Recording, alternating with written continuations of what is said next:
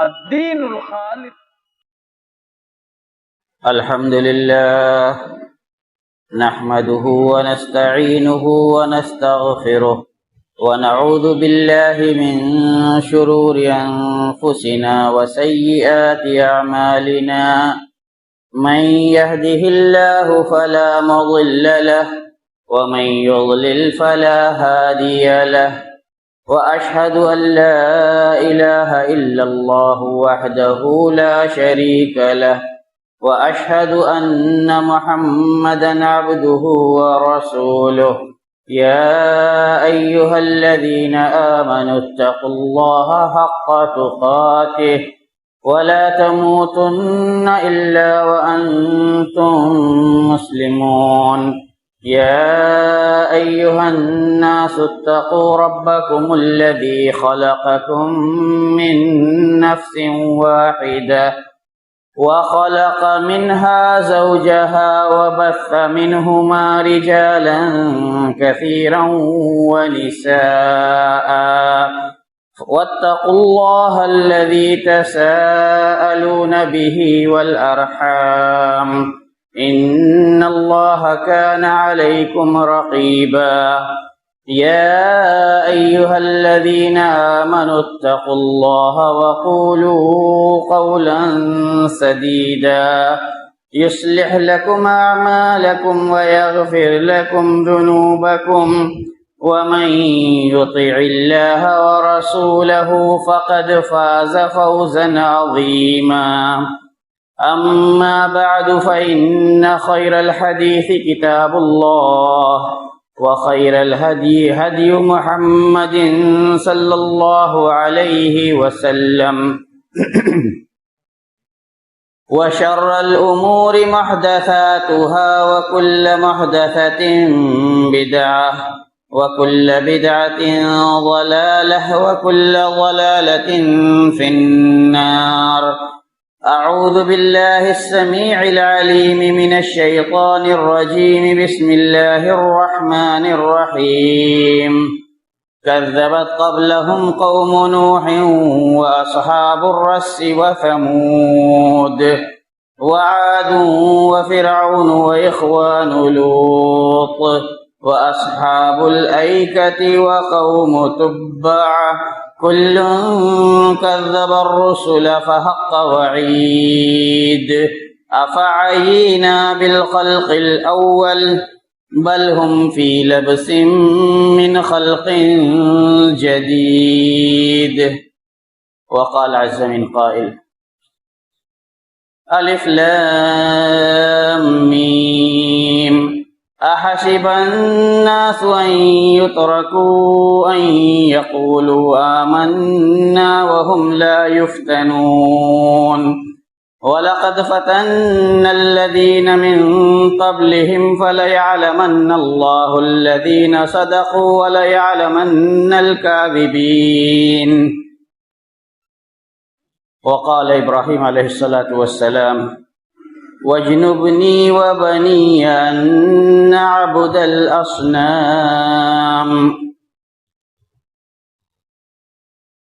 محترم इस्लामी बुजुर्गों, नौजवान साथियों, अजीज बच्चों, दीनी माओं और बहनों, हाज़रीन जुमा, अल्लाह तबारक व तआला का बेहद शुक्र है कि उसने हमें जिस मकसद के तहत पैदा किया उस रास्ते की रहनुमाई फरमाई और हमें नबी आखिरुज़्ज़मा मोहम्मद अरबी सल्लल्लाहु अलैहि वसल्लम का उम्मती और मुत्तबे बनाया। हमें हर किस्म के शुकूक व शुबहात और फितनों से महफूज रखा। यह दरअसल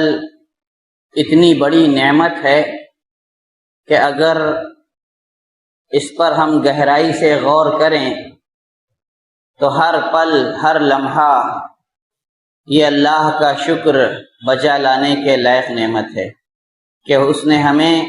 ईमान और इस्तिकामत की दौलत से बहरावर फरमाया اور اس پر ثابت قدم رکھا۔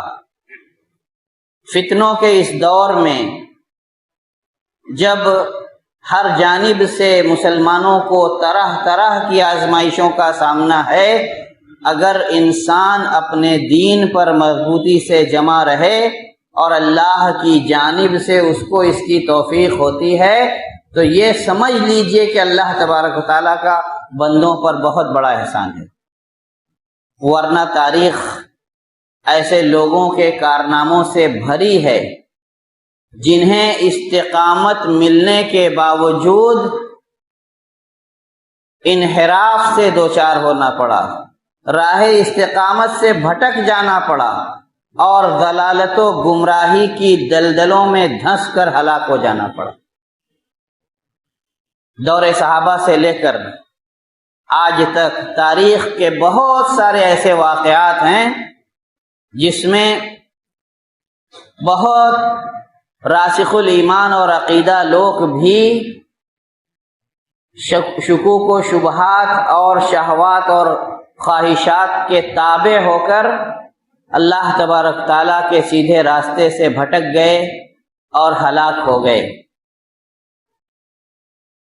حضرت عمر رضی اللہ تعالیٰ عنہ کی ہجرت کا واقعہ یاد کیجئے۔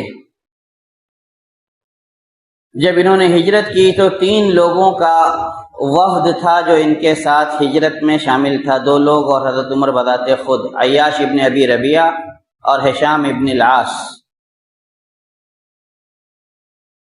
جب یہ لوگ عیاش ابن ابی ربیعہ کو تو راستے ہی میں پکڑ کر مکہ والے واپس لے گئے، ہشام ابن العاص اور حضرت عمر بن الخطاب رضی اللہ تعالیٰ عنہما مدینہ پہنچے۔ بنو غفار کی بستی میں ایک جگہ پر ان لوگوں کے ملنے کا اتفاق تھا، تینوں لوگوں کا سفر میں الگ الگ ہو گئے تھے کہ وہیں ملیں گے، اور جو وہاں نہ پہنچے اس کی تلاش نہیں ہوگی، یہ مان لیا جائے گا کہ راستے میں اس کو کہیں کفار نے گرفتار کر لیا اور واپس لے گئے۔ تو جب ہشام ابن العاص اور حضرت عمر بن الخطاب رضی اللہ تعالی عنہ بنو غفار کے اس جگہ پر پہنچے جو قباء کے قریب تھی، تو ابو جہل اور اس کے ساتھیوں کو، حارث وغیرہ کو اس کی خبر ہو گئی، اور وہ لوگ بطور خاص ہشام ابن العاص کی تلاش میں، کیونکہ پتہ تھا کہ حضرت عمر کے اوپر ان لوگوں کا کوئی چارہ چلنے والا نہیں ہے، مدینہ آئے اور آ کر کے ہشام سے ملاقات کی، اور وہی جو آج تک اہل ضلال کا ہتھ کنڈا ہے اپنایا اور گمراہ کر کے بہکا کر کے لے گئے۔ کہا کہ تمہاری ماں نے نظر مان رکھی ہے کہ جب تک بیٹے کا منہ نہ دیکھ لوں کچھ کھاؤں گی پیوں گی نہیں، بال نہیں سنواروں گی، دھوپ میں بیٹھی رہوں گی، سائے میں نہیں جاؤں گی۔ حضرت عمر رضی اللہ تعالیٰ عنہ نے سمجھایا کہ دیکھو تمہاری ماں کو جب جوئیں ستائیں گی نا وہ کنگھی بھی کر لے گی، اور مکہ کی چلچلاتی ہوئی دھوپ جب برداشت سے باہر ہوگی تو سائے میں بھی چلی جائے گی، اور اگر کچھ دن صبر کر لو تو ہو سکتا ہے کہ تمہاری ماں بھی تمہارے پیچھے پیچھے چلی جائے۔ لیکن ان کو ماں کی محبت جوش مارتی ہے اور وہ کہتے ہیں کہ نہیں، میں جاؤں گا، اپنی ماں کو بھی راضی کر لوں گا، اور میرا جو مال و منال مکہ میں چھوٹ گیا ہے وہ بھی لے لوں گا، اور اس کے بعد میں پھر سے واپس آ کر کے اللہ کے رسول صلی اللہ علیہ وسلم جب ہجرت کر کے مدینہ آ جائیں گے تو واپس مدینہ آ جاؤں گا۔ ان کو یہ توفیق ہوئی، لیکن ایک لمبی آزمائش کے بعد۔ مکہ کے لیے جب وہ حارث اور ابو جہل کے ساتھ نکلے تو حضرت عمر رضی اللہ تعالیٰ عنہ نے ان پر شفقت کرتے ہوئے کہا تھا کہ یہ میری اونٹنی بڑی سدھائی ہوئی اور بڑی تندرست ہے، بڑی تیز رفتار ہے، اور سب سے بڑی خوبی یہ کہ مالک کی بے حد فرما بردار، سوار کی بے حد فرما بردار، یہ تم لے لو، اور راستے میں کہیں بھی ان کی کوئی چال ادنا سا کھٹکے تو اسی اونٹنی پہ سوار ہو کر کے ان سے فرار اختیار کر لینا۔ ابو جہل بلا کا شاطر تھا، راستے میں ایک جگہ اس نے کہا کہ میری اونٹنی تھک گئی ہے اور آپ کی اونٹنی تو بڑی تندرست ہے، اسی کمزوری، اسی طاقت کو اس نے کمزوری بنا لی جو حضرت عمر رضی اللہ تعالیٰ عنہ نے حضرت ہشام کو دی تھی۔ کہا کہ اگر آپ مجھے اپنے پیچھے سوار کر لیں اور میری اونٹنی خالی ہنکائی جائے تو راستہ جلدی طے ہو۔ تو سب نے اتفاق کر لیا، تینوں اونٹنیاں بیٹھائی جاتی ہیں۔ حضرت ہشام کی اونٹنی پر ابو جہل بیٹھنے کے لیے کہتا ہے، اور جب اونٹنی بیٹھاتے ہیں تو دونوں ابو جہل اور اس کا ساتھی مل کر کے ہشام ابن العاص پر حملہ کرتے ہیں اور ان کو رسیوں سے باندھ کر کے مکہ لے جاتے ہیں، اور ایک لمبی آزمائش سے دوچار رہتے ہیں۔ مکہ والے ان کو اس طرح سے مجبور کر دیتے ہیں کہ وہ واپس ہجرت کا ان کا ارادہ بنتا ہی نہیں۔ اللہ تبارک تعالیٰ قرآن نازل فرماتا ہے، قُلْ يَا عِبَادِيَ الَّذِينَ أَسْرَفُوا عَلَىٰ أَنفُسِهِمْ لَا تَقْنَطُوا مِن رَحْمَةِ اللَّهِ إِنَّ اللَّهَ يَغْفِرُ الذُّنُوبَ جَمِيعًا۔ حضرت عمر بن الخطاب رضی اللہ تعالیٰ عنہ بے حد معاملہ فہم اور ہوشیار انسان تھے۔ اپنے ایک قاصد کے ہاتھوں یہی آیت لکھ کر ہشام ابن العاص کے پاس بھیج دیتے ہیں۔ ہشام ابن العاص رضی اللہ عنہ کہتے ہیں میں ذتوا نامی بدھ کے پاس تھا یا جگہ کے پر تھا، اور میں پڑھ رہا ہوں حضرت عمر کا فرمان، مجھے سمجھ نہیں آ رہا کہ حضرت عمر مجھ سے کہنا کیا چاہتے ہیں، اللہ کے کلام کی اس ایک آیت کو لکھ کر مجھے کیا پیغام دینا چاہتے ہیں۔ تو کہتے ہیں میں نے اللہ تبارک تعالیٰ سے دعا کی کہ اللہ اس کا مفہوم مجھے سمجھا دے، اور میں نے ابھی دعا کی تھی کہ فوراً میرے ذہن میں آیا کہ یہ آیت اللہ تعالیٰ نے میرے اور مجھ جیسے لوگوں کے بارے میں نازل فرمائی ہے۔ کہا کہ بدن جیسے کہ ایک دم لرزہ طاری ہو گیا، اور میں نے فوراً اپنی اونٹنی کی طرف توجہ کی، اس پر سوار ہوا اور آ کر کے اللہ کے رسول صلی اللہ علیہ وسلم کی خدمت میں پھر سے حاضر ہو گیا۔ تو یہ اللہ کی توفیق تھی کہ ان کو پھر سے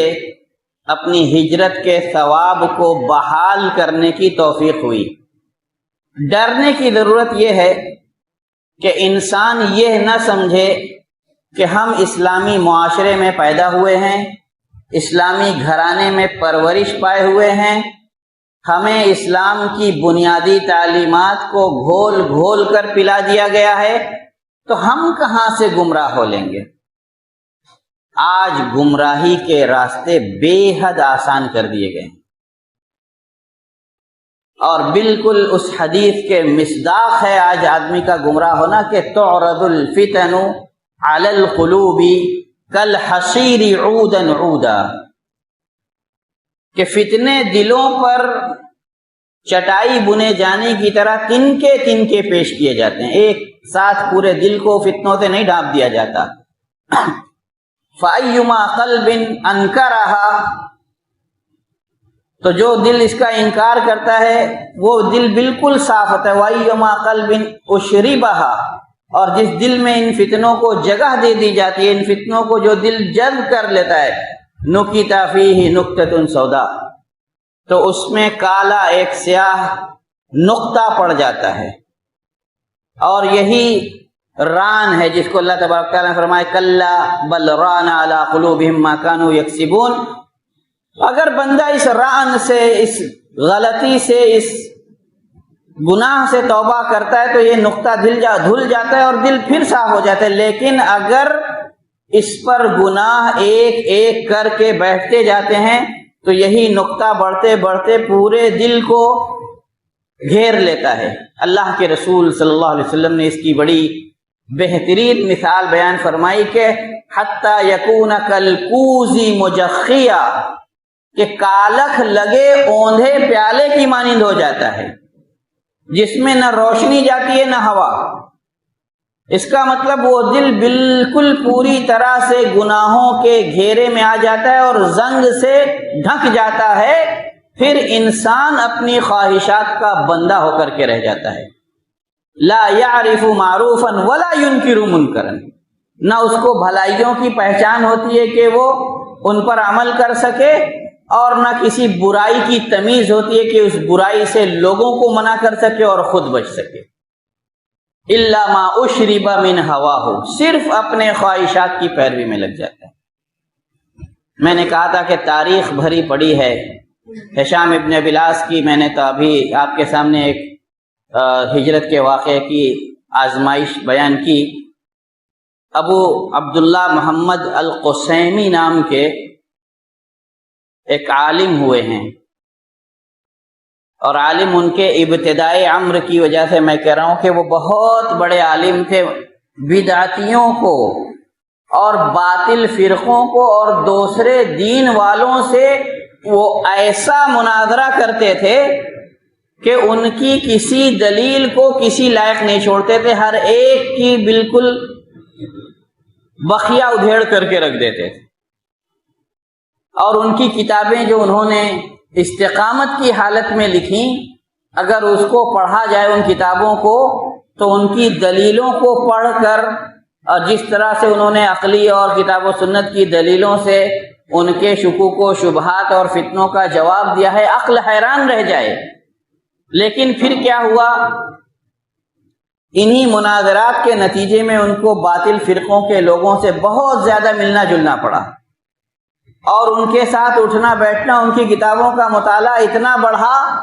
کہ ان افکار کی، ان باطل نظریات کا ان کے اوپر اثر ہونے لگا. اور بعد میں انہوں نے اسلام سے مرتد ہونے کا اعلان کر دیا، اور یہ بعد میں انہوں نے اللہ کی ذات کا انکار کیا اور یہ کہا کہ انسان کے لیے بہتر یہ کہ اس کا دل باولا اور عقل مجنون و پاگل ہو، سوچنے سمجھنے سے بے بہرا ہو جائے، مطلب اپنی خواہشات کا بندہ بن کر کے جیے. اور یہ ابھی نئے دور کے علماء میں شمار کیے جاتے ہیں. تو یہ کوئی ہرگز نہ سمجھے کہ گمراہی میرے پاس پھٹک نہیں سکتی، بلکہ فکر اس بات کی ہونی چاہیے کہ ہمارا حسن خاتمہ ہو. امام احمد ابن حنبل رحمۃ اللہ علیہ نے اپنی مسند میں ایک حدیث ذکر کی ہے. حضرت انس رضی اللہ تعالیٰ عنہ حدیث کے راوی اللہ کے رسول صلی اللہ علیہ وسلم فرماتے ہیں کہ کسی کے عمل کو دیکھ کر تم دھوکے میں مت پڑنا، حتی تعلم ما یختم بہ لہ، یہاں تک کہ یہ نہ جان لو کہ کس بات پر اس کا خاتمہ ہو رہا ہے. کیونکہ فإن الرجل يعمل بعمل أهل الجنة برهة من دهره، آدمی زندگی بھر جنتیوں والا عمل کرتا ہے. لو مات علیہ لدخل الجنہ، اگر انہی اعمال پر اس کی وفات ہو جائے تو جنت میں پہنچ جائے. ثم يعمل بعمل، پھر وہ ایک ایسا عمل کرتا ہے جو اللہ کی ناراضگی والا عمل ہوتا ہے، فَيُخْتَمُ لَهُ عَلَيْهِ، اور اسی عمل پر، اسی بدعملی پر اس کا خاتمہ ہو جاتا ہے. تو آدمی کو ہمیشہ انتکاسہ جس کو کہا جاتا ہے کہ ہم ایک اچھی اور سوجھ بوجھ اور دینی استقامت والی زندگی سے کہیں پیچھے تو نہیں پلٹ رہے، کہیں ہمارے عزم اور استقلال میں کمی تو نہیں آ رہی، اس کی فکر ہونی چاہیے. حضرت حذیفہ ابن الیمان رضی اللہ تعالیٰ عنہ کو دیکھیے، لمبی حدیث ہے، میں اس کے ابتدا کا ایک ٹکڑا پڑھتا ہوں. اللہ کے رسول کے صحابہ رضوان اللہ علیہم اجمعین وصلی اللہ علیہ وسلم آپ سے ساری بھلائیوں کا سوال کرتے تھے، اس پر کتنی نیکی ہے، اس کا کیا اجر ہے، اس کا کیا ثواب ہے، اور کبھی اللہ کے رسول صلی اللہ علیہ وسلم خود بتاتے تھے. لیکن حضرت حذیفہ رضی اللہ تعالیٰ عنہ کیا کہتے ہیں؟ کان الناس یسألون رسول اللہ صلی اللہ علیہ وسلم عن الخیر وکنت اسألہ عن الشر مخافۃ ان یصیبنی، کہ لوگ تو آ کر کے اللہ کے رسول صلی اللہ علیہ وسلم سے بھلائی کا سوال کرتے تھے، اور میں آپ سے آ کر کے برائی کا سوال کرتا تاکہ برائیوں کو جان سکوں اور ان برائیوں میں ملوث نہ ہو سکوں. کتنے سمجھدار تھے حضرت حذیفہ رضی اللہ تعالیٰ عنہ. اور آج ہم ہر اس چیز میں انٹرفیئر کرنے کی یا اس چیز میں دلچسپی لینے کی کوشش کرتے ہیں جس سے کہ ہمارا شاید نہ کوئی دنیاوی اور نہ دینی واسطہ ہو، اور ہر اس چیز کو سننے یا سمجھنے یا جاننے کی کوشش کرتے ہیں جس سے ہمارے دین میں نہ کوئی فائدہ اور نہ کوئی اضافہ ہو۔ حضرت حذیفہ ابن الیمان رضی اللہ تعالیٰ عنہ کہتے ہیں کہ اللہ کے رسول صلی اللہ علیہ وسلم نے فرمایا، اور یہ غور کرنے کی حدیث ہے، کہ ان الایمان لا یخلق فی بطن احدکم کما یخلق الثوب، کہ ایمان تمہارے دلوں اور تمہارے پیٹ میں یعنی تمہارے سینے میں ایمان اسی طرح پرانا اور مدھم اور کمزور ہوتا جاتا ہے جس طرح سے کہ کپڑا جب استعمال میں رہے بہت دنوں تک تو وہ بوسیدہ اور پرانا ہونے لگتا ہے۔ فرماتے ہیں حضرت حذیفہ رضی اللہ تعالیٰ عنہ کہ اللہ کے رسول صلی اللہ علیہ وسلم فرمایا، تو تم میں سے ہر ایک کو اپنے ایمان کے تجدید کی فکر کرنی چاہیے۔ وہ کون سے اسباب ہیں جو انسان کو راہ استقامت سے پھیر دیتے ہیں، اور ان میں کا سب سے جو پہلا سبب علماء نے شمار کرایا ہے وہ ہے عبادتوں میں سستی۔ اور اگر ہم اپنی شناخت تلاشنے جائیں، اہل حق کی جماعت جو ہم اپنے آپ کو کہتے ہیں، تو ہم یہ سمجھتے ہیں کہ بہت سارے نوافل تو دوسروں کے تکلفات ہیں، فرائض کا سوال اللہ کے ہاں سے ہوگا، اور اگر ہم فرائض میں پورے اتر گئے تو نجات ہو جائے گی۔ یہ شیطان کی بہت بڑی چال ہے، اور اسی تساہل میں گرفتار کر کے وہ دھیرے دھیرے آپ کو فرائض سے بھی غافل کرتا ہے، اور بسا اوقات آپ کو معصیت اور بدعت کے کاموں کی طرف لگا دیتا ہے۔ اس سے بچنا چاہیے۔ دوسرا سبب علماء نے کیا بیان کیا؟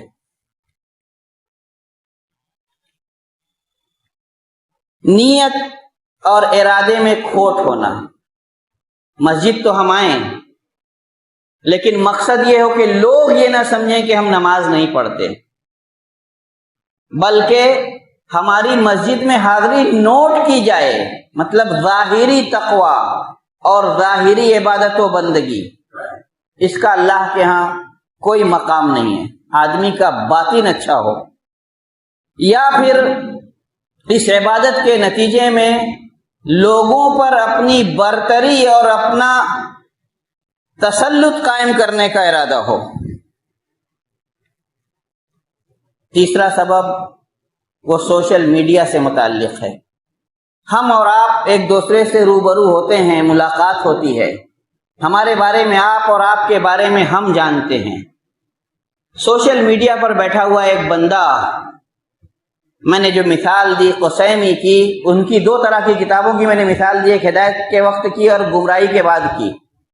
سوشل میڈیا پر بیٹھا ہوا ایک بندہ جو ہم سے بہت دور ہے، اور اس کے شروع کے کچھ کلپس یہ ظاہر کرتے ہیں کہ وہ بالکل ہمارے منہج پر ہے، لیکن پھر اس کے یہاں یہی انتکاسہ آتا ہے جس کو ہم لوگ کہتے ہیں کہ خرابی کی حالت دھیرے دھیرے پیدا ہوتی ہے، اور اس کے انفو میں اتنی تفصیل نہیں ہے کہ ہم اس کو جان کر کے یہ سمجھ سکیں کہ یہ راہ استقامت سے بھٹک چکا ہے۔ اب اس کے شکوک و شبہات کو لے کر ہم اپنے ایمان اور عقیدے کو متزلزل کریں تو یہ دور اندیشی اور عقل مندی کی بات نہیں، بلکہ علم۔ حضرت عبداللہ ابن عباس رضی اللہ تعالیٰ عنہما کے سامنے اللہ کے رسول صلی اللہ علیہ وسلم کی حدیثیں پیش کی گئیں، منہ گھماتے چلے گئے، اعراض کرتے چلے گئے۔ لوگوں نے، بیان کرنے والوں نے اعتراض کیا کہ عبداللہ ابن عباس یہ آپ کیا کر رہے ہیں؟ ہم آپ کو اللہ کے رسول کی حدیثیں سنا رہے ہیں اور آپ منہ پھیرتے چلے جا رہے ہیں۔ کہا کہ زمانہ تھا کہ جب اللہ کے رسول کا نام ہمارے سامنے لیا جاتا، ہم ان کی باتیں سننے کے لیے چوکنا ہو کر بیٹھ جاتے، لیکن جب لوگوں نے ہر ایک سے حدیثیں لینی شروع کر دی، ہر ایک کی باتیں ہم سے آ کر کے بیان کرنے لگے، تو ہم انہی حدیثوں کو لیتے ہیں جن کو ہم جانتے ہیں اور جن کی روایت کرنے والوں کو ہم جانتے ہیں۔ چوتھا سبب جو ہے وہ طلب دنیا، اور خاص طور سے وہ ان اعمال کے ذریعے سے جو آخرت والے اعمال ہوں۔ آدمی نیکیاں کرے لیکن اس کے بدلے میں یہ چاہے کہ اس کو کوئی دنیاوی منفعت حاصل ہو، یہ بھی دین میں اس کے خلل اور انتکاسہ ہے۔ مطلب وہ دین سے دھیرے دھیرے دنیا کی طرف پلٹ رہا ہے اور اس کو اپنے دین کی فکر کرنی چاہیے۔ پانچواں سبب بھی آج کے دور کے لیے بہت اہم ہے کہ ایمان اور عقیدے کے اندر شکوک و شبہات ہوں آدمی کو، اس کا ایمان اور عقیدہ پختہ نہ ہو، یا وہ ایسے معاشرے اور ماحول میں جیتا ہو جہاں روزانہ دھیرے دھیرے اس کے ایمان اور عقیدے پر ضرب لگائی جا رہی ہو، تاکہ ایک دن اس کے اوپر اللہ نہ کرے کہ ایسا آ جائے کہ وہ اپنے ایمان اور عقیدے کا سودا کرنے کے لیے تیار ہو جائے۔ اور چھٹا سبب ہے کہ شہوات کی پیروی اور خواہشات کی پیروی، اس پر پیچھے اس حدیث کی روشنی میں بات ہو گئی۔ اور ساتواں سبب بھی بہت اہم ہے، اور یہ عیب بہت افسوس کے ساتھ کہنا پڑ رہا ہے کہ ہمارے اندر موجود ہے،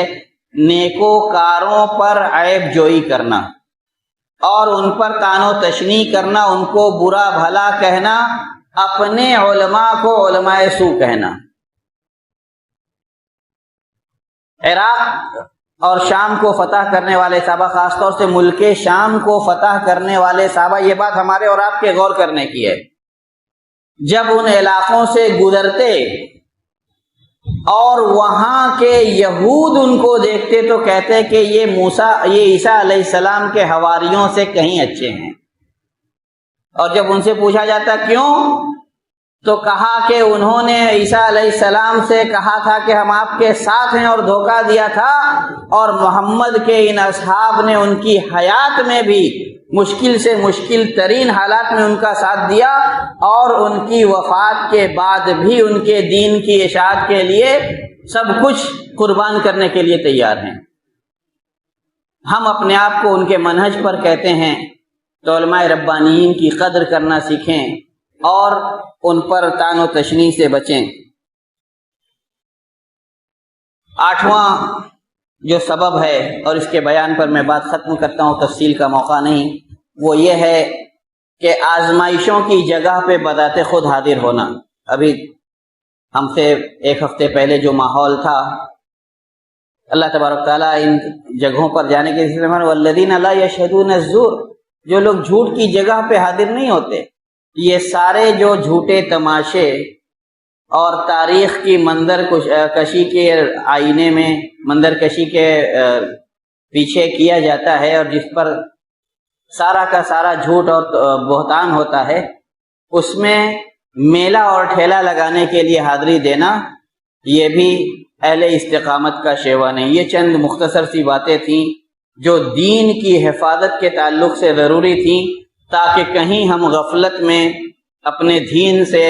دین سے رفتہ رفتہ دور نہ ہو رہے ہوں اور ہمیں اس کا احساس تک نہ ہو۔ اللہ تبارک تعالیٰ تو اس فتنوں کے دور میں ہمیں دین پر ثابت قدم رہنے کی توفیق عطا فرما، اور ان تمام شکوک و شبہات، شہوات اور گمراہیوں سے بچا جو ہمارے دین اور ایمان کا سودا کرنے والے ہوں۔ جب تک اس جہان فانی میں زندہ رکھ، ایمان اور اسلام پر قائم و دائم رکھ، اور جب اس جہان فانی سے جانے کا وقت آئے تو تیرے دین پر ہمارا خاتمہ ہو۔ اقول ما تسمعون واستغفر اللہ لی ولکم ولسائر المسلمین من کل ذنب فاستغفروہ انہ هو الغفور الرحیم۔